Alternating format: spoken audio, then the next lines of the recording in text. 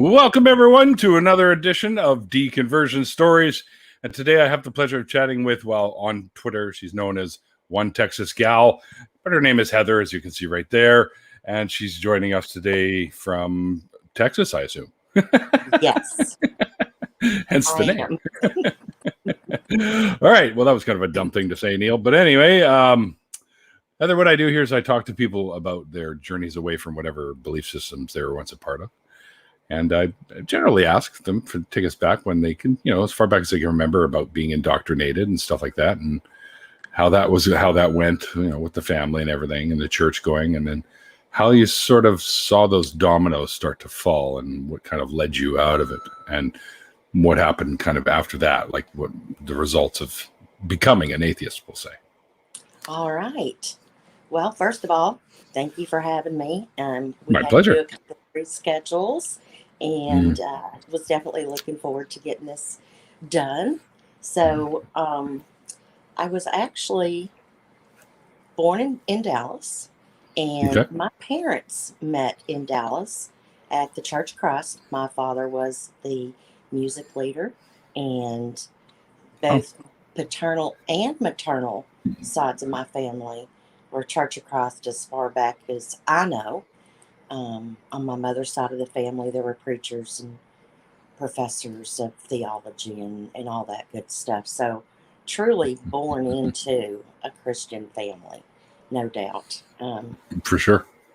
My mother has told me many times the stories of taking me to church before I could talk, and she said you could do all the hand movements to the songs, but of course you couldn't talk yet. So and I'm like, oh wow, that's kind of cute. All right.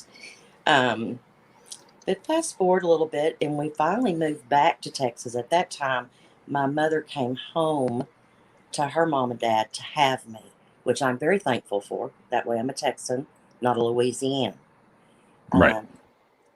And we had moved to the Northeast, and then we moved back to Texas in 71. And, my grandparents, we stayed with them for a while the house was being built. And so going to church every Sunday, my brother and I, with my grandmother. And I remember very clearly in the Church of Christ that we were attending the Sunday that it was permissible for women to wear pantsuits. Now, this was a Really? big freaking deal. I remember them talking about it for weeks. So I was probably in the 5th grade. Yes, because before then it was only dresses. And it's like back in the 70s at that time, women were wearing pantsuits, but the elders and the deacons had to approve it. So I remember that Sunday, my grandmother dressing up in a real nice polyester pantsuit, going to church. I'll never forget that. At that time, going to Bible study, it was just doing the work, doing the work every week and trying to understand what little you understand at that age. And then I think I was in 6th grade when I decided to be baptized, which at that time, my only thought was, what I did understand is if I didn't get baptized, when God came, I was going to get left behind. And I didn't want to be left behind. Yeah, no. So I made sure I got baptized so that I wasn't going to be here by myself. And I continued on going to church into my early teenage years at the same church. Drove my mother crazy because, as everybody knows, Church of Christ, we go to church Sunday morning, Sunday night, and Wednesday night. And I wanted to be there every time the doors were open. So, yeah, she just loved that. And I think by that time I was the only one going. Well, what, you were that enthusiastic to go? Like, was there a reason for that? Like a lot of friends were there, stuff like that? Yes, definitely. friends from school and extended family. Like my father's first cousin and his wife and my two cousins were prominent in that church. That cousin was a deacon in the church at the time. Okay. And Okay. so it was a big deal for me. I wanted to be there because I think at that time I was trying to soak it up. But I also had conflict within me because what I was learning at church was not what was lived in my home, Oh, really? really. Can So, you elaborate on that a little bit, or? yeah, I am a child of sexual abuse. Oh, And sorry. so that part, trying to reconcile that with what you're learning at church. And Mm. then there was also drug use in the home. And it all didn't make sense. So I'm looking at the church as how I learned to be perfect because Right. that seemed to be what I grasped onto. If Okay. I am better, if I learn how to make myself better, then life will get better, right? So, Mm. well, it didn't. Anywho, so we winded up moving. Mother got remarried. We moved to North Dallas and no more church. But I still had what I would consider a relationship with the Lord because Sure. anytime that I felt conflict and there was a lot of turmoil over those next few years, it was a conversation that I had out loud with God. And that Okay. went into my 20s. You know, I would have a problem to solve, whether it was a boyfriend troubles or whatever, and I would drive up and down 635 freeway just thinking and talking, just thinking and talking. Um, I think that through my 20s and my 30s, that conflict remained, and I never could quite get it reconciled. But as you get older, um, you start to seek out a little bit more understanding. It's not like I sat down and read my Bible from front to back. So at this time, I'm in corporate America. I'm a road warrior. I traveled all the time. And Hmm. I winded up in Ohio for a few years. And I went seeking a new church. So you're going to try out all these new churches. So it's like, well, okay, let's try Lutheran, let's try Methodist, let's try whatever.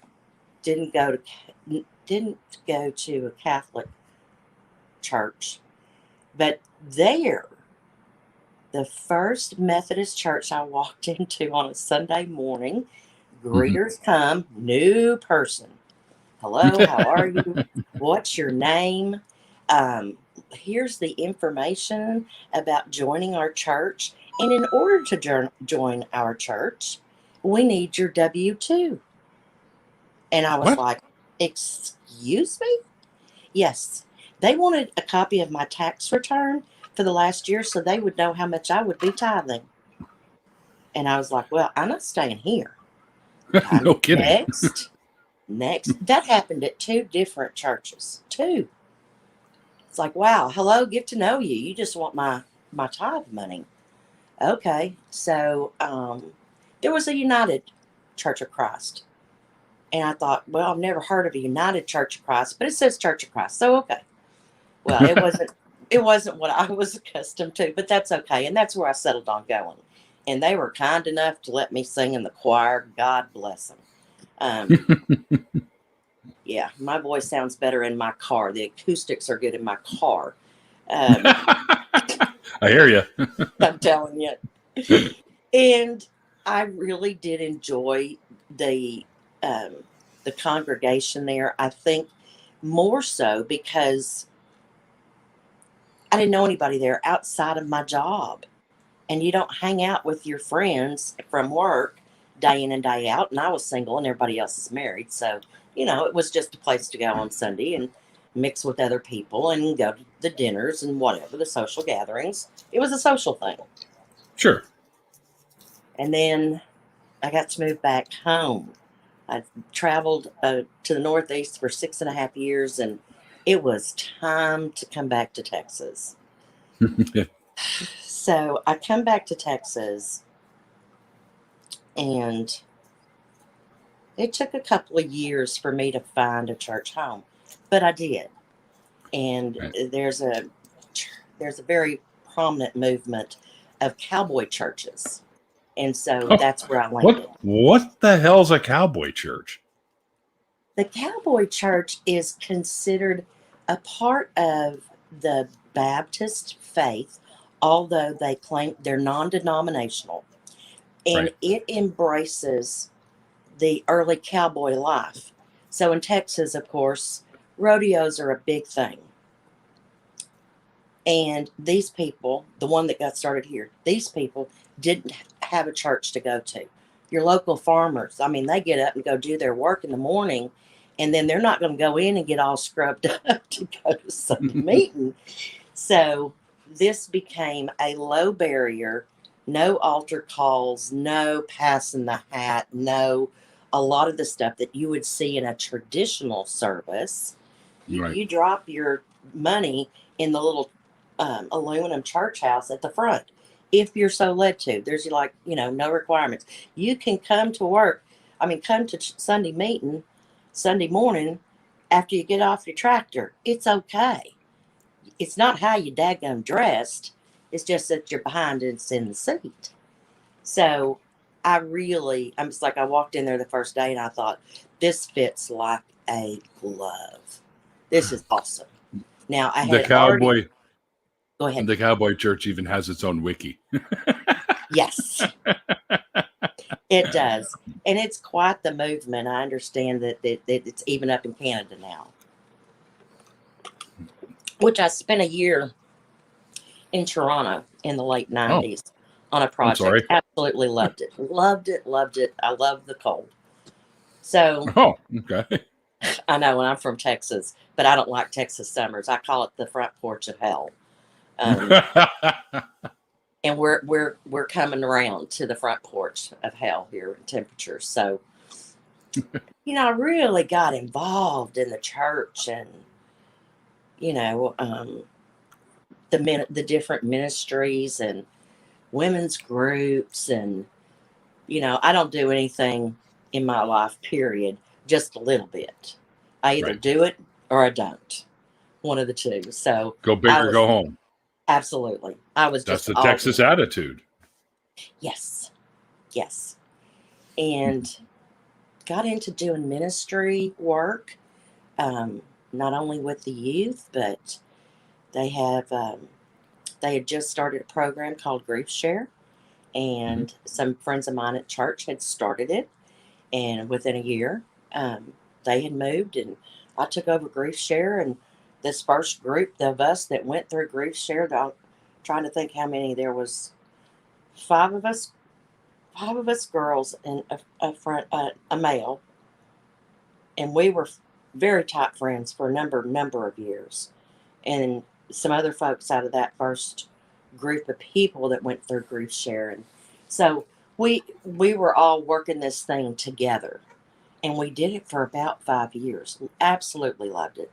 And then I've got the youth pastor coming to me and saying, okay, we really need to move this towards the youth.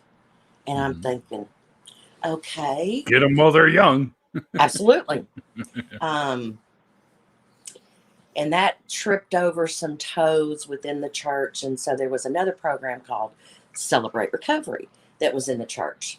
And so it was decided that we were going to move forward with Celebrate Recovery for the youth, because the needs within the youth were a little bit bigger than just somebody passing.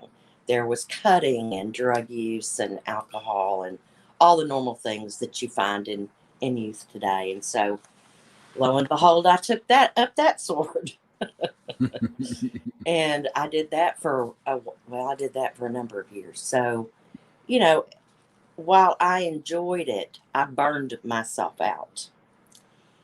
In that process, though, what I kept bumping up against was I was a woman Mm-hmm. wanting to be in a leadership role in a church. Yeah, it's tough to Yeah, do. it is tough to do because, as I would say out loud to some of the male leaders within a church, it's like my two hands serve just like yours. But Yeah. that is not how it works. So I finally just stepped back and said, I'm not going to do this anymore because I can't come to the table the same as a man. So I continued with the ladies' Bible studies, and there were times in Bible study that I'd be reading the story of Lot and his daughters. Lot and his wife turning in the pillar of salt, and then his daughters taking him off and deciding they were going to repopulate the earth with their own dad. I'm like, okay, again, this goes back to childhood. It's in the Bible. This happened to me. Not once, not twice. 3 different men that were supposed to be responsible for the protection of a daughter and Mm-hmm. didn't do it. So it was really causing me some upheaval. And that Yeah, no they just kidding. kind of gloss over it. It's in the Bible, it's just the way it is. And I'm thinking, no, it's not just the way it is. This is how this got started. And it's like it seems that it's okay, and it's not. So Are you referring to oh, I can't remember the part of the book it's in, Lot. but is it Lot? Where Yes. I do not let a woman teach or whatever it is, something like that. No, this is about when it's the story of Sodom and Gomorrah, but when Yeah, Lot, offered up his daughters to the men right, who right, had right. strayed. Oh, sure. That makes a lot more sense. Sorry, my head was somewhere Absolutely. else. Yeah. And then his wife gets turned into the pillar of salt, and then Right, his daughters take we lost you. him to the cave and decide that they're Oh, going to get him drunk and rape their father, mm-hmm. whatever. So Yeah, they were um, kind of weird back then. I'm telling you, there was way too much weird stuff. So I'm like, okay, I just, it just gut wrenching kind of stuff I go through. Then last year, I started working with the census, Mm. and Jim and I both were field supervisors, and I think it was the first team meeting we had, and Jim had said something about him being an atheist, and I thought, you know what? I don't think I've ever met an atheist in my whole life. I don't think I have. If I did, I didn't know it. Yeah, And no, you wouldn't unless they I told you. wouldn't. Yeah. Because he was like, we don't have horns. I'm like, wow, that's interesting. Okay. So I'm thinking in my head, holy mackerel, um, I'm going to take up this challenge. I really felt like God had put him in my path. I'm going to take up this challenge. I'm going to convert him. Right. So he sends me, his information of YouTube. I had never watched YouTube before then. I mean, never once. And so I start listening to his YouTube channel, and I thought, okay, I got all these apologetic books because I even called one of my lay pastor friends who's into apologetics, and it's like, this has happened, and I've got to have to figure my way through this, blah blah blah, and going through it in my mind, I thought, well, the only way I'm going to truly understand where he's coming from is to sit inside his sandbox, because I don't know how to approach.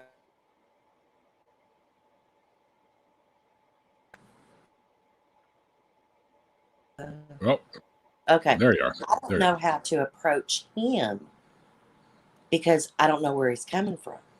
So I Right. thought, even if you skinned me alive, you could not separate me from my relationship with the Lord.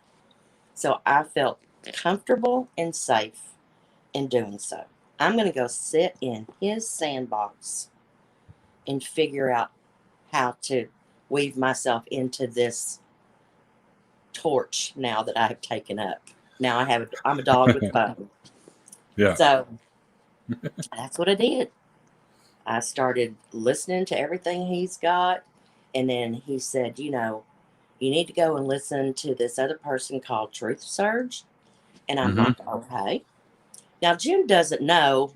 And if he does know, he has not said anything to me because I didn't tell him, I'm going to try to convert you. Or I don't believe that I did. But so I start listening to Truth Surge, excavating the tomb. I think there's 37 episodes. And I don't remember. by the time I think I might have gotten into 4 or 5, Yeah. I'm constantly berating Jim. I'm inundating him with text messages. Holy crap. I'm pissed. Now I'm totally pissed. I've been lied to my whole life. Wait a minute. No, it's not that I've been lied to. It's that I've never once questioned my faith. Ever. I've just accepted it. My whole family, all of my friends, my entire life is wrapped up in my faith. Yeah. Then you get past, you do the roller coaster of emotions from being pissed off, um, sad, both. There were so many emotions, and I just kept watching. And I didn't accept on just blind faith because let's face it, that's what I'd been doing. Right. What he said. So I'd go get on the computer and try to find all the facts. And then if I couldn't find something, I'm hitting Jim, I'm hitting Jim, I'm hitting Jim. And he's probably thinking, what the heck, woman? Leave me alone. Go find your own answers. So I think it was Christmas Eve. Jim had started his last trilogy on his books. And I had bought his books. And he asked me to participate, contribute. And I'm like, at this point, I don't have anything to lose. Nothing to lose at all. I can only gain more knowledge. Mhm. So I think now, as the holidays approach, because now we're into Christmas, I was like, Jim, what do y'all celebrate during the holidays? He's like, well, we celebrate Christmas. We don't celebrate it as a religious event. Is Jim Truth Surge's name? No, I'm talking about Jim Hall. I'm sorry. Oh, Atheist. Jim Hall. You're right. Jim Right. Hall. Right. Right. Right. I'm Right. sorry. Okay. Now. Okay. Now I'm okay. I should have It's the stated that more medication. I clearly. swear. Yes, I should have stated that more clearly. I met Jim Hall through the census, Jim Hall of Atheist Edge. Right. So he connected me with, I think her last name is Sweeney. Is that Julia correct? Sweeney? Yes. So he sent me a link to one of her episodes. And after I finished watching that, I was just like, oh, okay, this answered so many questions. Now I get it. I'm all right. I'm good. Now, nobody in my family knows what I'm doing. Nobody. Right. And I Right. care for, well, at the time I was caring for both of my elderly parents in my home. And my Right. father has recently passed. And That's right. Yeah. so Condolences, by nobody the way. knows. And it's kind of interesting. This was the very first year I did not put up my nativity scene. And in years past, that's always the first thing that goes up. Nothing goes up before the nativity scene. Didn't even Before get it baby out of the Jesus. box. Yes, absolutely. Yeah. Nothing went up. And I've had that for 25 years. That one set for 25 years. So it's a big deal. It was a big deal to me. Right. And none of the kids said anything. They're just used to me starting to back off on all the decorating because I've got mom and dad. You know, I'm not going to spend a whole day decorating to have to spend 2 days taking it down and putting the house back together when I've got taking care of 2 parents. So Sure. nothing was said about it.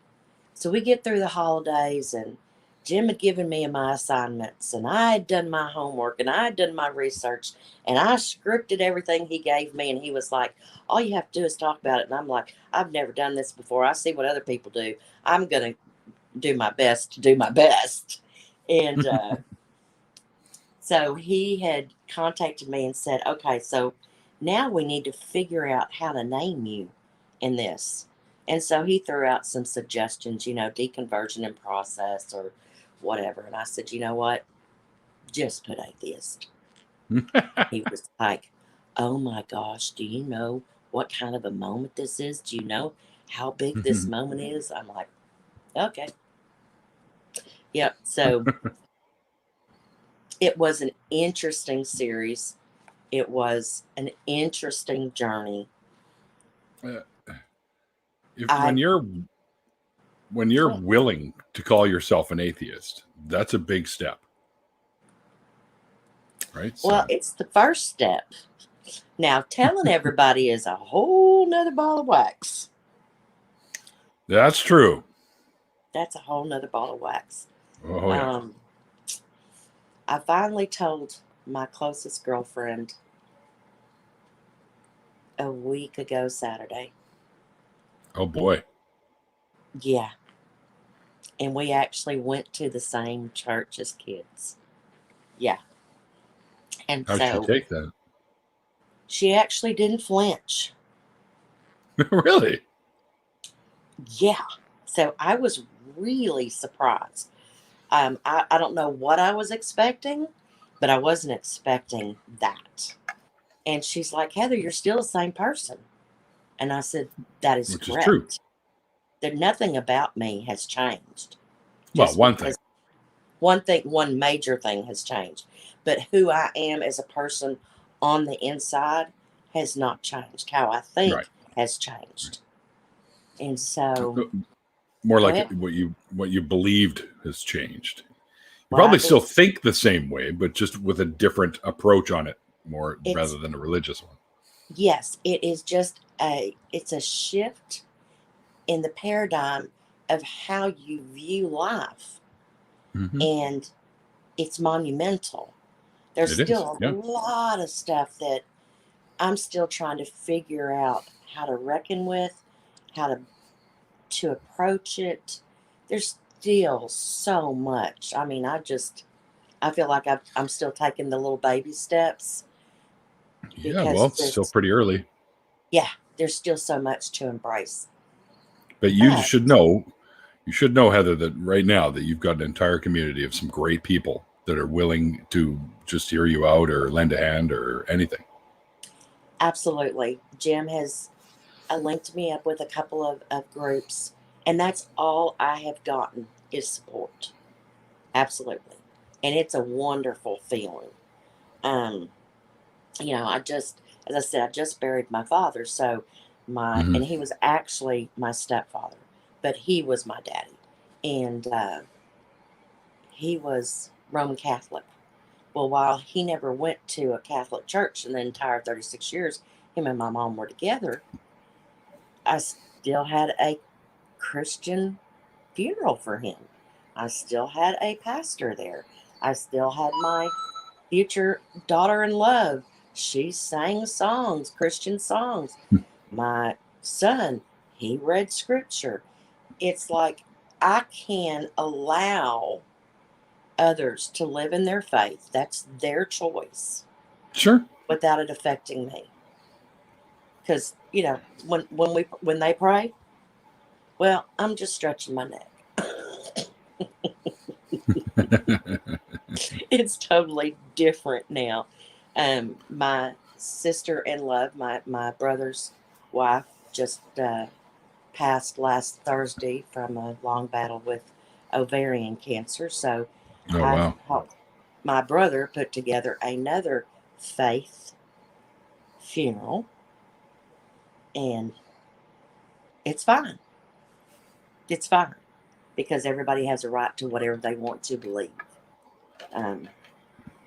So that piece of it, at first I wasn't sure if I was going to be able to do all of that, but that's me.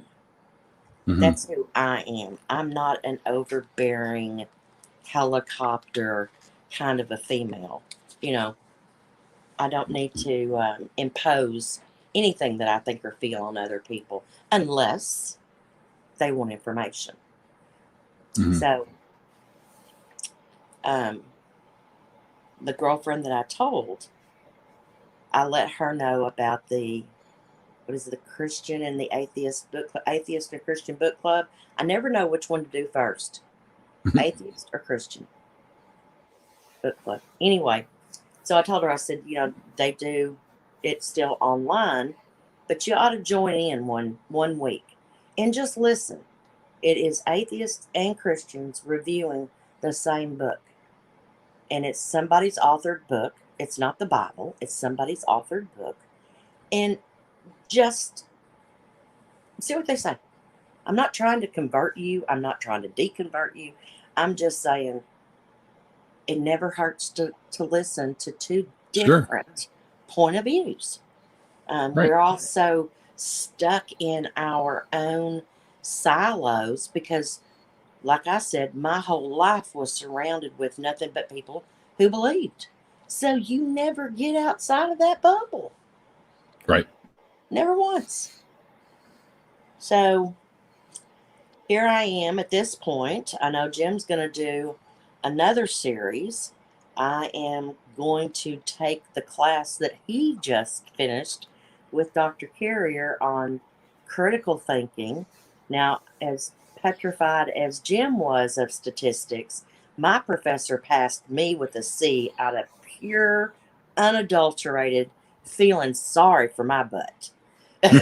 Because I no more got that class than a man in the moon. And I was so excited to take it. Yeah, that class and I just, woo. So, yeah, he said there's a lot of statistics in that class. And I'm like, oh, Lord. So I'll probably be hitting Jim up for his homework. You're going to have to walk me through this, buddy. Just crazy. But it will be interesting. It's another journey down this road that Mhm. I am excited to take. Excited. Because there's just so much to learn.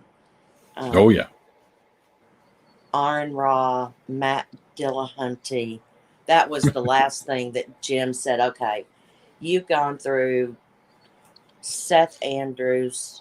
Yeah. The The usual people. the usual people. And he's like, okay, now you need to graduate to Matt Dillahunty and start listening to his debates. Graduate, Matt. Holy mackerel. And then I started listening to those and I thought, okay, I don't think I'm ready yet for Matt. Oh, yeah. He's energetic, we'll say. He's very passionate, and there's nothing wrong That's a with better word. passion. Oh, no, not at all. But I'm one of those kind of women that I don't like the too much passion in the discussion of a debate because it makes me nervous. So I have to take that one in bite-sized pieces. And again, it's like, I don't think I'm smart enough yet to get it all. I still have too much to learn. But it is interesting. Matt kind of had an advantage there because he was actually studying to become some kind of a teacher or priest or whatever. So he did that for years and years. So he knows like the scriptures inside and out pretty much. So he had that advantage when he became an atheist. right? So he already And knew everything. yes, and there's a Dr. David. He was also a preacher, and I can't think of his last name. I want to say it starts with an M, but anyway, I David adore. Oliverio? No, no, he's a dark-headed man, but Yeah. I should have looked his name up because I do enjoy listening to his channel as well. There's just a lot of good channels out there, Oh, yeah. because this has opened up a whole new world to me. YouTube, if my nephews knew that their Aunt Heather is on YouTube, they would probably do a backflip, but they would probably hope it was something else. But I'm that's still okay. stuck on the Dr. David thing. The Dr. David, yes. David or Daryl? Dr. Daryl Ray, maybe? Nope. And he was involved in Jim's project, and I should know that off the top of my head because I put together the list of all the people that were involved in Jim's project. But it's on my computer, so that's pretty funny. Jim will probably, if he joins the after party, he will probably be able to say, "Oh, that's so and so," and I'll go, "Yeah, that's him. That's him." Yeah, because now my head isn't thinking of it either. Yeah, it's just not coming to me, Doctor. Yeah. And that's the other thing. There's so many well-educated, and I'm not saying that just because you have a doctor or a PhD behind your names makes you smarter than somebody who doesn't, because Lord knows I don't have any initials in front of or behind my name. Mm-hmm. But it does bring a sense of, well, hot damn, if these people have been studying this for 20, 30, 40 years, and they bring that level of background and education to the table, it is something to pull a chair up and see what you can learn. Yeah, for sure. Yeah, no, secular pagan mom. It's not Dr. Josh. Dr. Digital Hammurabi. I just got his book actually. Really? Yeah, And what is it about? The Atheist Handbook to the Old Testament, Volume 1. Ooh. I have it on the audio books. So, and Seth Andrews reads it, so it's kind of it's dangerous when I'm at work because it could put me to sleep, right? So. Oh my gosh, that sounds like a book well worth reading.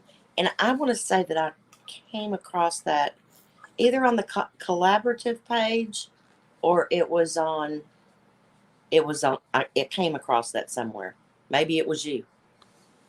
Oh, maybe. Could have been. Yeah, that definitely sounds worth a read or listen to, however you want to do it these days. Everything is, you've got options, which is nice. Which is really nice. I generally like to have both the hard and the hard copy and the audio copy. And so most of my books that of recent years have been both, except for The Rocks Were There. I do not have the audio for that one yet because they haven't made it. The Rocks Were There. Tell me about that one. That's kind of like a gigantic book that answers the creationism questions of geology and stuff like that, and fossils and whatnot. And it was put together by a couple of fellows that I know. And right now, now their names have escaped me, but I know somebody in the chat will put it up there. Yeah, that would be great, because my dad was a geologist by profession and an archaeologist by hobby, and I would really enjoy reading that one. I like my rocks. Yeah, for sure. Definitely like my rocks. Yeah, there's we've got a local geologist in our group of friends. His name's Stephen Bauman. He's been on one Apologia's videos actually. Very cool. Yeah, awesome. That's his specialty. Now, are you going to be at the convention, the Faithless Forum? Have you been able to make that decision yet?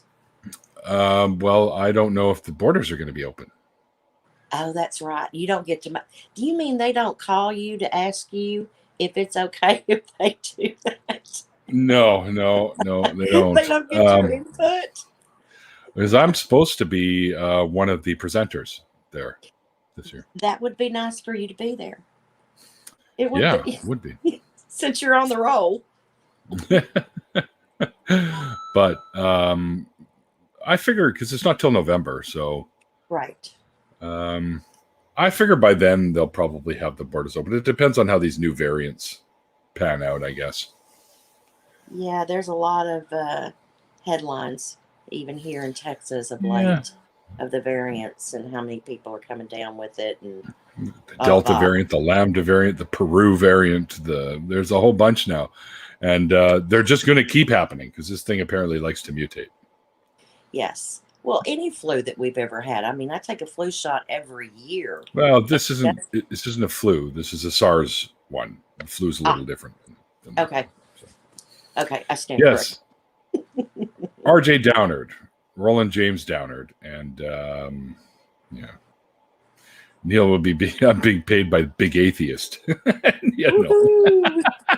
Check the mail. It's Soros, man. It's Soros.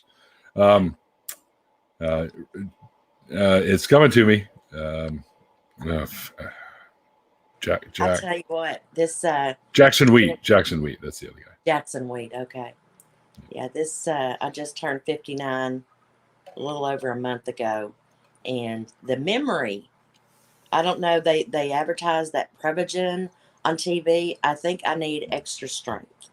Because the memory, it's like it's there 1 minute and it's like it just evaporated. Where'd it go? Yeah. So much fun.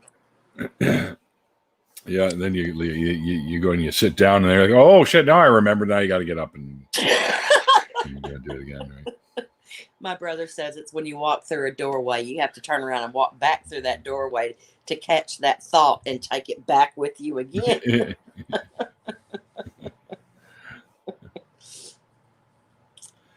Well, that really is pretty much my story. It's been, the last year has just been monumental. I mean, Jim really blew the doors open. And it was very interesting to me that I thought, and I had no inclination that I would never come back out of that sandbox. That thought never crossed my mind, ever. Mm-hmm. I just figured I'd pick him up and take him right on out with me. No big deal. Did you ever thought that you were going to be a non-believer at some point? Oh my goodness, no. Never, ever. Well, welcome to never. Absolutely. And I will tell you that once I walked through that thought, it was, what's the word? It was. There you go. Angie, who lives in her. Yeah, liberating. Liberating. I no longer. Angie Dahl is another Texan and makes her happy when a fellow Texan sees the light. Yay! We love Texas. And thank you, Sinister Porpoise, for the $2 super chat. And yes, RNA viruses are the ones that definitely mutate. Lovely. Yeah. All I know is that next Monday I'm going to get my second COVID shot to finally wrap this up. I was exposed. Yeah, well. And I never got it. Now boosters. Yeah. Oh, did you? You didn't catch it? Yeah. No, which is crazy because I was at my best friend's house and her husband have a company. And so I had gone by there to pick something up and, probably stayed, 30 minutes. That time, her husband was in the recliner, so I just went behind him and hugged him. The son sitting in the other recliner, hug him. I left on the cheek, and hightailed it. And then the next Monday, 2 days later, the husband comes down with it. Wednesday, my best friend came down with it. Thursday, both of their kids tested negative. They were going on vacations, one out of the country and one to the coast. Mhm. They both come back sick, and Mhm. everyone in their office staff came down with it. And now my best friend has COVID pneumonia. It's like, and I didn't, for my 10 days, I was doing my temperature, doing my pulse ox twice a day, twice a day, Mhm. twice a day. And I guess that first shot, and they had suggested back in the holidays to take zinc, D3, and extra vitamin C. And so I put my parents on it and me on it as well. And somehow between all of that, I didn't get it. I didn't even, not even a hiccup. Well, the vitamins wouldn't have helped you, Okay. to be honest. That's there's that's a whole other topic that Okay. All right. I don't want to get into right now because it's I could say so much. But anyways, Anywho, I did not get it. I'm very thankful. Oh my goodness. Oh my goodness. So thankful. you didn't, and even when you get vaccinated, you can still get it. You Yes, just that's don't true. have the symptoms, but you become, a carrier for however long the virus can't really change in you, so it kind of just dies out eventually. But you can pass it on in that And time. that's the Right? scary part. It's one thing to get sick yourself, but to be in a position where you could actually make other people sick when you're not sick, I don't And like not that. even know. And not even know. Yeah, it's not with Yeah, intent. Yeah, so that's right. that I don't care for that part at all. Nope. That's why though masks have been relaxed pretty much almost everywhere, I think. Even here in BC, where I live, we're at what they call stage 3 or whatever, and you don't really have to wear a mask if you don't want to now, but they still recommend that you do if you're getting together with groups of people or you're going on like public transportation or something. And even the buses, who used to have the sign that says mask mandatory, now says Right. mask recommended, that you don't even Recommended. have to wear one, right? Yes.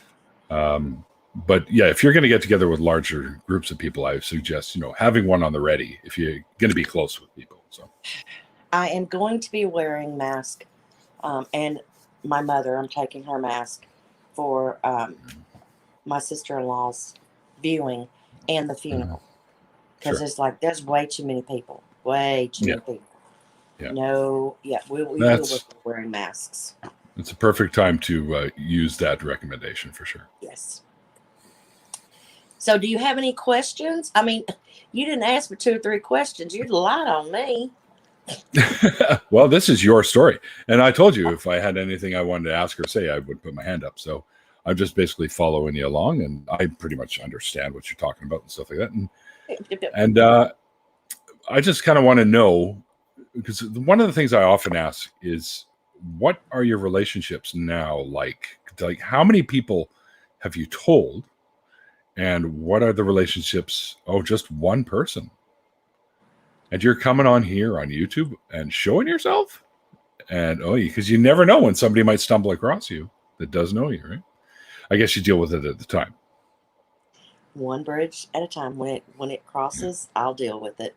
Yep. I was talking to Rex about it Saturday or 2 ago. So Rex from the Skeptical Texans, and so we were talking on the phone, and he said, "Well, if you needed any assistance, you might even want to write a letter and send it to all these people on the same day and let them digest it.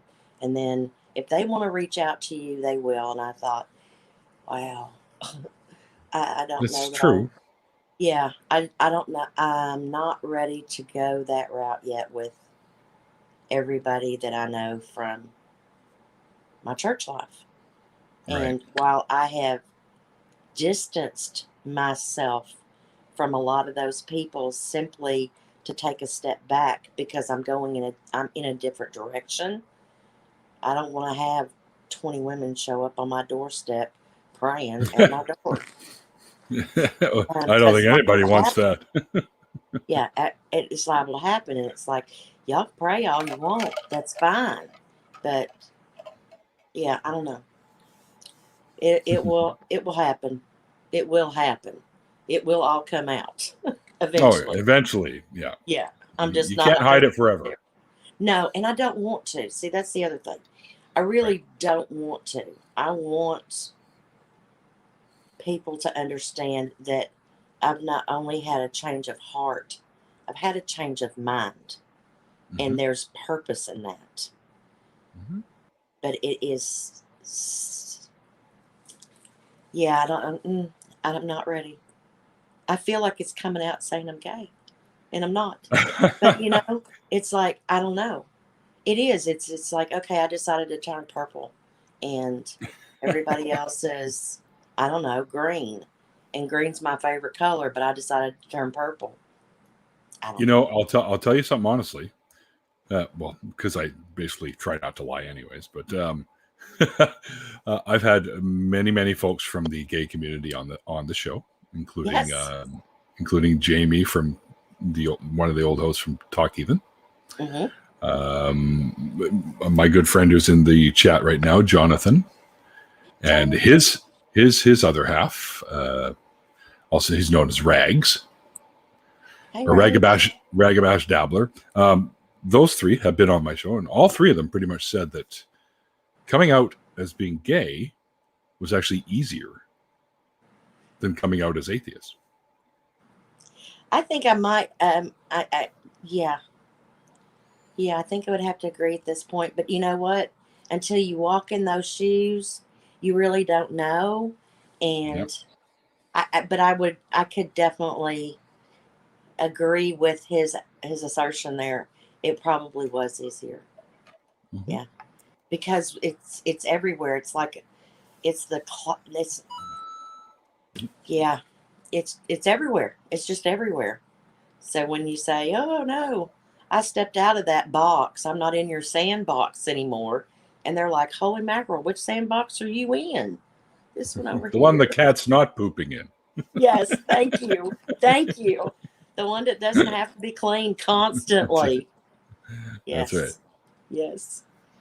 So. And to answer a quick question from the chat, Canadian Sure. Olyman, I'm my beer drinking is at a very, very, very, very slowed down pace right now because I'm on blood thinners. So I can't really drink a lot. I'm probably going to have one for the after party, but I'm going to nurse the hell out of it. But because I'm no longer on the double doses. I'm now on 1 in the morning, 1 in the evening instead of 2 and 2. So I just sound like Chuck Woolery. He took a sideways turn, that guy. But he used to do that dating show, and in between Right. Love commercials, he'd go, Connection. "That's Chuck it, Love Connection." He'd go, Woolery. "We'll be back in 2 and 2." Yes. He used to say that all the time. My buddy used to love that show, and he used to use that expression all the time. But yeah, well, I think I'm going to have to go make me a cocktail. You deserve it. You deserve it, Heather. I mean, I've got some good stuff here, but this stuff I can't touch until I'm done with the blood sugar. So this is the Macallan 12 that I picked up. So that's your scotch? Yeah, it's my scotch. One of them. Scotch. There's a few that I like. I think I'm going to make me a Crown and 7. There you go. Real quick. Crown Royal. Yeah. Sure. Well, you've got. I always take a little bit of a break in between the show and the after party, so you've got time to do it. Okay, but then I'll make a quick pit stop and go to the bar, and I will be back to chat. Oh, you betcha. And there will be others joining us too. And if you wanted to have some folks in, I can. You'll have the link because I'll give it to you, and you can share that with whoever you want. Okay. To come in, okay. Sure. We'll go for a little while. The one thing about these pills that seems to be the one side effect that just keeps going and going and going is it tends to drain my energy. So, right? Because it was making me lightheaded for like a week. I couldn't even drive. I had to get people to take me places. When I had to go get my second COVID shot on Friday, I had to have somebody give me a lift up there, and Yeah, and that Saturday was just a write-off for me because, a little bit of the effects of the COVID shot and still the Right. blood thinners. And I was just like, oh, geez. I was thinking out of it last Saturday. And I even did my show, but I didn't do an after party. I can't do one tonight. So with the blood thinners, I mean, I understand what blood thinners do, and I understand what a blood clot is. But yes, are the blood thinners going to break down the blood clot and you're going to be fine? More or less. Blood thinners, kind of like the Big Bang, are inappropriately named. They shouldn't be called blood thinners because they don't actually make your blood any thinner. What they do is they're anticoagulants, so they stop your blood from clotting. Okay. Right? So if there are clots, it breaks the clots down, liquefies them. Okay. So you don't have to worry about chunks breaking off and flying off. Thank you. That's what my concern was. Is this going to just break apart and... Well, yeah, no, I definitely don't want like a pulmonary no. embolism or anything like that. That would suck. Thank you. But it's working all over, so blood won't be able to clot anywhere in me right now. And one of the side effects is actually you might feel weird little pains here and there over your body or weird sensations because it's breaking down other clots that you might have. And I guess I had probably a few, right? I mean, I years as a smoker. Drinking does it, smoking does it, sedentary lifestyle will do it. And over the past year and a half, we haven't been doing much with the whole COVID thing. So I'm a lot more sedentary than I used to be. Absolutely. I think we all are. Yeah. Yeah. I'm going to go do one of those screens in August, mid-August, this time next month, that'll check my carotid, my heart, the one in your stomach, the one in your legs, to make sure that I don't have any issues that I'm not aware of, or anything that I could start making changes on before it were to become an issue. Right. An ultrasound is what they do for that sort of thing. But so wow, okay. And secular pagan mom, I believe I will stick to the pills. What did she suggest? I just popped it up on the screen there. It's I didn't. I had to get like my glasses. vampire bat saliva. Oh my gosh! Which acts as an anticoagulant as well. Yes. Vampire bat saliva. Yep. Wow. So they can drink and drink and drink, and the blood doesn't clot and stop bleeding. So, yeah. Isn't that, see, never thought of it. Never once thought of it. Never once. Interesting. Well, I didn't know what to expect when I first started taking these things, and they wanted me to double dose for the first week. And it just knocked me around like I was like, holy crap. I was nauseous for 2 days. And then all of a sudden the weird tingly, like I had swallowed a bottle of niacin, was going on. It felt like pins and needles everywhere, and then weird little pains pop up everywhere, and then the lightheadedness and the loss of energy. Like I tried to go to work the day after it started, and I was like, nope, I'm going home halfway through the day. I'm like, I can't even do this. And I took the rest of the week off. Somebody needs to set your voodoo doll down, darling.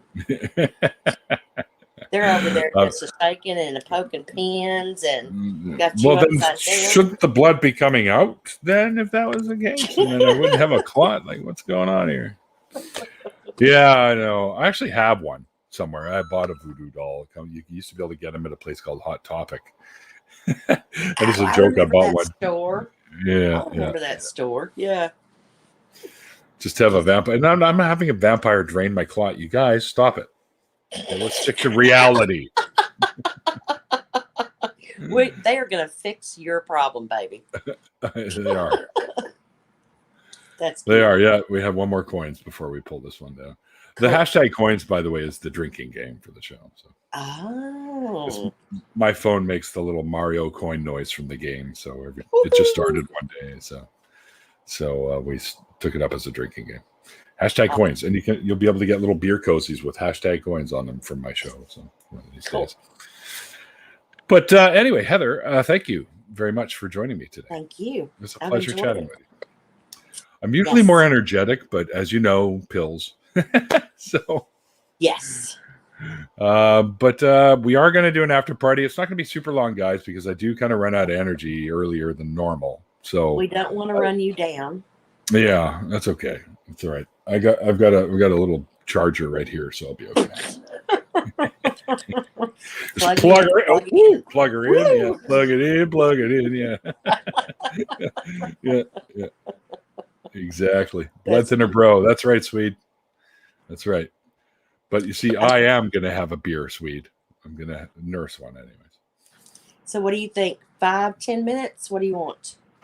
Probably it's usually between 10 and 15 minutes before we go live again. But yeah, that's what we'll do. We'll get into an after party if anyone would like to be involved. Mikey's not around. He's got stuck at work, but he did pop into the chat to say hello to everybody. So far it'll be me and Heather had some friends that she would like to bring in too. So I'll give you that link on Twitter again, and you can I think you can copy the link and give it to a friend or perfect. Or something. We'll figure it out.